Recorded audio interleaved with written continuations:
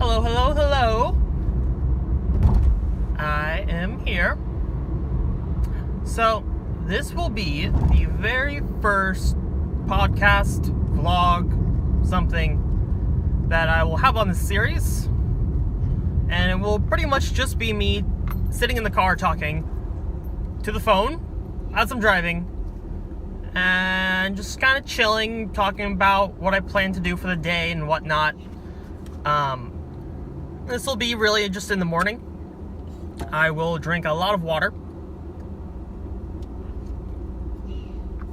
And insofar, I plan for each of these videos to only be about 20 minutes. I'll see how that develops in the future, but for now it's just going to be at least less than half an hour. Maybe even as small as 10 minutes. I don't know. We'll see. That's something for the future Caesar to figure out. Regardless, so far I'm gonna just call this channel Lap Cat. Because, cats lay on the laps, and sometimes the cat will lay on a laptop, so yeah. I figure it's a chill name. And it doesn't really have to make sense necessarily. I just have to like it. And I do. A little catchy. So, I have no idea really what to talk about. So, a lot of this podcast is just going to be me ranting and talking and just going on and on and on. Making tangents and digressing and going off topic. Regardless, it's really what everyone does, right? They just kind of think to themselves while they're in the shower or whatever. That's kind of what I do in the car.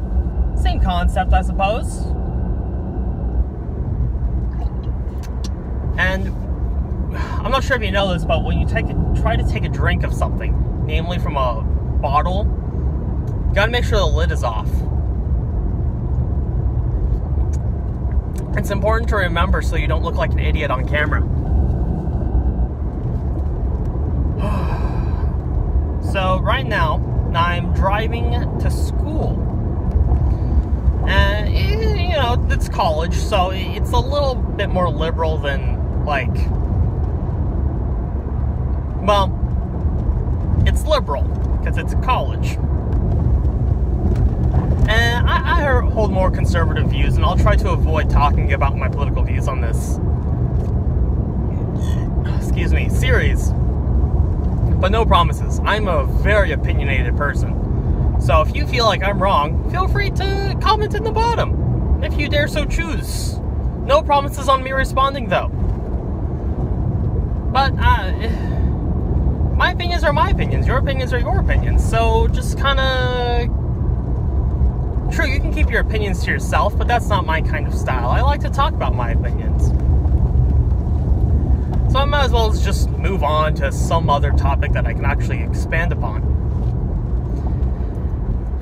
How about the value in burning trash? Because I've been thinking about this for a while. There was a guy in China, I'm not sure what city, I think it was Beijing, but it might not have been. And he just took one of those, big old vacuums, like a shop vac, and he just walked around the city with the hose pointed up, so that way it would suck in all the air, and when the day was over, he would just go home and clean off the filter until he had enough to turn all that dust into a brick. And my first thought is, and what most people think is, clearly that air is very dirty if you can turn it into a brick over the course of a week. That's a sign that you need to do something about your environmental status, which China is doing, which is good. Because if they didn't, they would probably be in some real deep shit later on. But for right now, turning smog into a brick.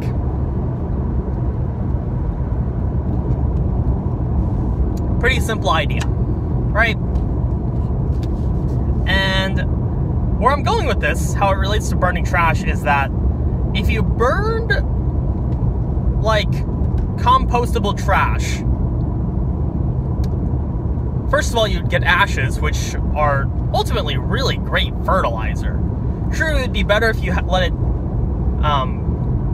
decompose naturally, but sometimes you don't have the time for that. And I'll explain on why time is kind of the essence in this whole idea later on. But for right now, let's just assume you're only burning compostable trash, or at least trash that isn't going to ruin the environment more, per se plastic or heavy metals. With that in mind, if you burn it and you collect all the ashes, then you have fertilizer. And if you were to collect all the smoke, then you could use some very creative chemistry and like some adhesives, and I'm sure you could turn it into just a straight block of carbon, because that's really what the smoke is. It's like really heavy carbon dioxide in a way. So you could just turn it into a brick. So that way you can basically turn a truckload of trash into the size of a brick. The whole idea of this is, it has multiple facets. I have no idea the actual capabilities of them, but I'll just expand on them. First of which is, it really decreases on space. The nation of America and a lot of other nations are having a major issue with trash. And it's something that's usually overlooked because it's not a problem that like the common person has to deal with. True, I think that's good, but it's bad since out of sight, out of mind ideas kind of take over.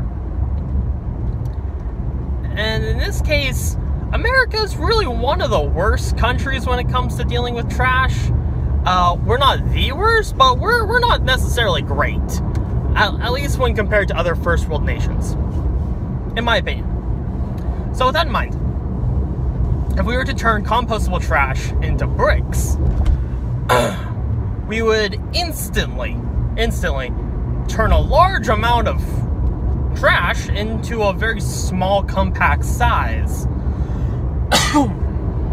And just as I mentioned earlier, the ashes themselves could be used as fertilizer, so you're kind of helping out the environment that way. The carbon dioxide isn't really going anywhere except into a brick, so that isn't actually making the environment any worse from the smoke. And the only thing that's left over is the water that's generated from the smoke, which, as far as I can tell, has no negative impact on the environment. And if there was, I'd be really surprised. With all of that in mind, that is the first goal. Break down trash into a much smaller size. The second one would be to ideally use the bricks for construction, or say if you applied water, it would expand and you could then use the brick as a carbon base, a lot like how ash is. Per se, like if you were to find a way to turn that carbon brick into rolls of graphite to use for pencils, that'd be awesome. It would really increase the world's usability of things. I have no idea how graphite is made right now for pencils. I assume it's mined, but I actually have no idea.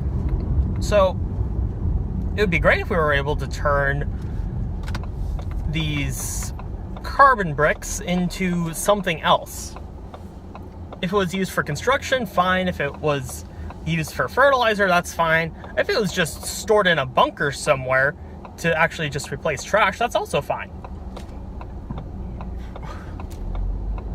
The point is that it has some practical use that, okay, there's a truck blocking my way, I can't see. Okay, there's another car coming. The brick has some practical use that allows for there to be a use for it. Because trash has no use by nature. That's why it's called trash. And if you turn trash into a product, well, you're solving a lot of problems with that. So, with with all of that in mind, it'd be fantastic if trash could be used as a product in this case.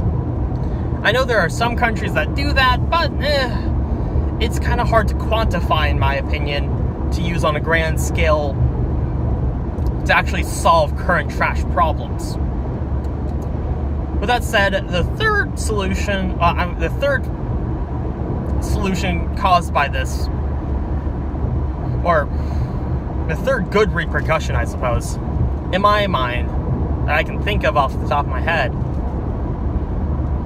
is simply the fact that it's reducing size. And I know that's kind of what the first thing was about, reducing size, but in this case it's a bit more different, since having a new product in the world will,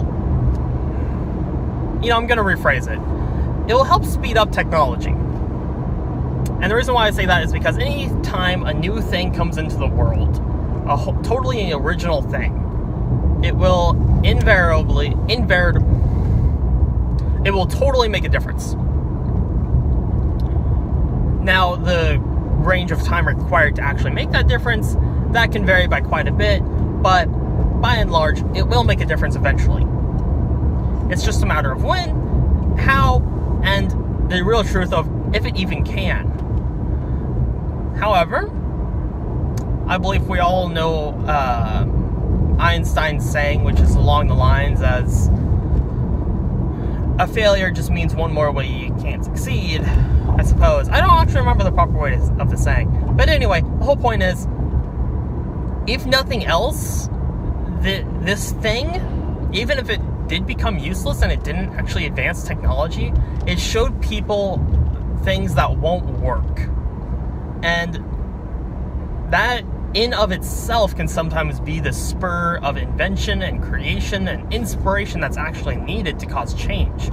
So I don't really see any major flaw in this whole idea, except for the fact that normal people would have to separate their trash, which we already struggle with, just separating recyclables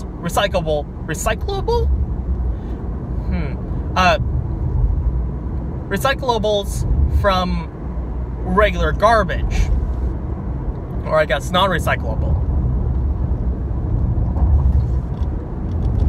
And at the end of the day, green waste typically goes to a different storage facility, as far as I know. However, a lot of people don't separate their food waste into their green waste, which they totally could, because it's not really any different. But, man, trying to create an initiative to have people be able to put trash in the correct bins is amazingly difficult. You might not think so. However, just try to try to quantify how many people don't buckle their seatbelts when they drive. Even if they just go down the street, you should always have your seatbelt on. I do too, even though you can't see it at the moment. That's just because the steering wheel's blocking it. However, we have a lot of people in America that don't wear their seatbelts. Even if you are getting in the car for a minute, you should always wear your seatbelt. And if we as a country can't do that, it's amazing to think that we can even have some quantifiable change in our nation, so broad and overwhelming, such as changing the way we dispose of our trash. You might think this is all really up to the government to get solved, but it isn't. It isn't. If anything, it starts off with the schools doing so the children learn it and push it onto their parents. At which point, it's really onto the parents and so on, young people, parents, college students, adults by large, to actually follow through with the plan. Continuing on with school and parents, a lot of parents believe that school is the end of education. By that I mean the goal of school is to teach kids. And that's true. However, that's not it. That's not the completion of the goal. If parents don't resolve themselves to teach children alongside school, then ultimately the children themselves will never develop the values and intentions that they should, or at the very least that parents think that school is supposed to teach. In my mind, that's because school isn't supposed to teach values. That's stupid. They're there to teach your kid how to read and write, be that in whatever language they do teach it. No, values is something you learn by chance from your parents, by who you watch. And if parents aren't resolving themselves to be good role models, to be good people, that will invariably reflect onto the students. And they will age and grow and learn accordingly. True, you learn some really niche values about friendship and caring and compassion when you're in like the lower elementary school, elementary grades, but that really fades out of existence fast. I can remember the major difference between first grade and second grade because I went from a standard traditional classroom to a Montessori classroom. Not that I necessarily needed it, but there's a massive difference. And I cannot determine the value of traditional as opposed to Montessori. And I really don't want to, because I'm absolutely biased since I went to Montessori for 2nd through 5th. In the American grade system, of course. However, from kindergarten to 1st and 1st to 2nd, there was a clear change in the things you learned in the classroom. Kindergarten was mostly just about, well, it was on par with preschool, where it just entertains children for the extent of the business day. 1st grade is actually where education starts coming in, and that ties in additionally with 2nd grade. Someone literally just like rode a skateboard just casually right into the middle of the street, like, and he stopped on the yellow line. I stopped in the middle of the road. I kind of thought he was gonna go. Instead, he just waited, and he looked the other way, so I'm like, well, I guess I gotta just go. Anyway, going back to my point. Sorry, driving causes a lot of distractions on the road. And I mean distractions in a good way in this case, because you actually have to see these distractions because they matter. Going back to my point, sorry.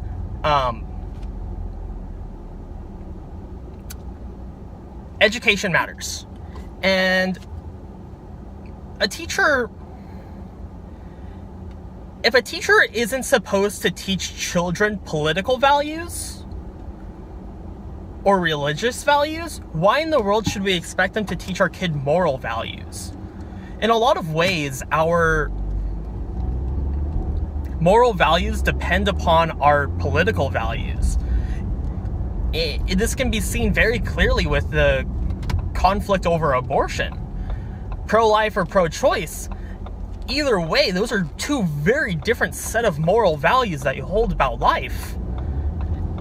Not to say that either side doesn't or does value life more, but rather, if you're conservative versus liberal, you're more likely to choose one or the other very strongly. And the same goes with whether you're religious or not. I'm certain that you can put together which goes to which. However, going back to my point, how can we expect a teacher to teach children proper moral values if we can't let them teach political or religious values? After all, at least to me, the moral values depend largely upon one's political and religious values, or at the very least it reflects them quite strongly, just as I mentioned a moment ago with the abortion situation. With that in mind, we have to wonder, why do as parents expect for our children to simply somehow pick those up at some point? Is it because they're growing up in our household, so we expect them to learn from us as parents? Not saying that I'm one. So I'm really just yelling out to the world, in my opinion. Anyway, or we typically expect schools to teach children in their entirety of the mind. That is to say, in every aspect that we can imagine, we expect children to be taught. However, we do not ever wish, as parents typically, to allow for our children to be taught by teachers of a very strong opinion, because we don't want that opinion to rub off onto the kids, because the teachers aren't the parents. And we have to it really makes you start to question and wonder, why in the world is that the case?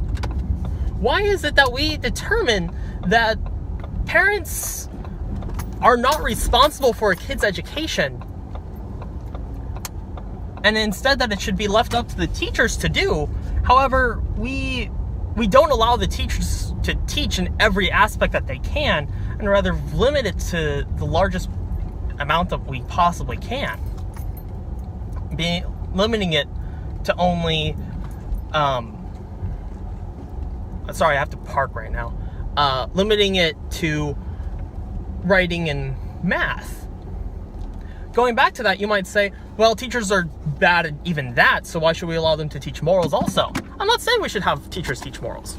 What I'm saying is, not having parents reinforce the values that are taught in the school, be that even standard education like math and language, how can we expect kids to actually learn those concepts wholeheartedly and thoroughly if it's not reinforced in the home also? Conversely, kids learn morals and values as they age up in the household, and those reflect in the school. Why are the values taught in school not reflected in the home, even though we expect kids to learn thoroughly? If kids aren't expected to show off their skills and abilities, how could we possibly expect them to actually remember and cherish the kind of learning that they acquired? I don't know. I'll see if I can remember this for next time. For right now, this is going to be the end of this video. I hope you enjoyed. If you like this, leave a like, leave a comment. It would really help more than you know. I have no idea how much longer how many times I'll do this. I'll probably do it for like 12 times and see how it goes. Likely I'll probably just get 0 views, but we'll see. It'd be great if I did. With that, I've got to go to classes, and that'll be all. Bye.